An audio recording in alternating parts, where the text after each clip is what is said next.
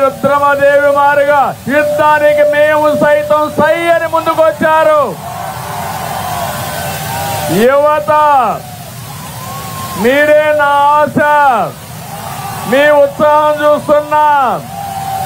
యువత ఏ సైడ్ ఉంటే ఆ సైడే గెలుపు. తెలుగుదేశం జనసేన గెలుపు ఎవ్వడు ఆపలేడు. అడ్డ వస్తే తొక్కుకుంటా పోతాం తప్ప తెలుగుదేశం జనసేన అన్స్టాపబుల్. తమిళలో జెండాలవన్నీ పక్కన పెట్టుకోవాలి, టీవీలు కనపడాలి, బయట కూడా వార్తలు వెళ్ళాలి, అన్ని తీయాలి. అవన్నీ చెప్పిన వినాళ్ళు అన్నీ తీయండి.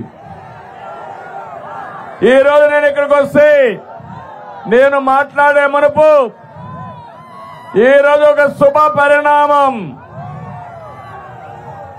ఉదయం నేను హైదరాబాద్ నుంచి బయలుదేరితే మైలవరం ఎమ్మెల్యే వసంత కృష్ణ ప్రసాద్ గారు పార్టీలో చేరాడు.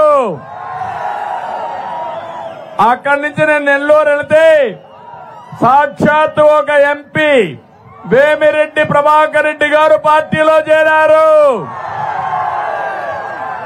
ఇప్పుడు ఇక్కడికి వస్తే నర్సారావుపేట ఎంపీ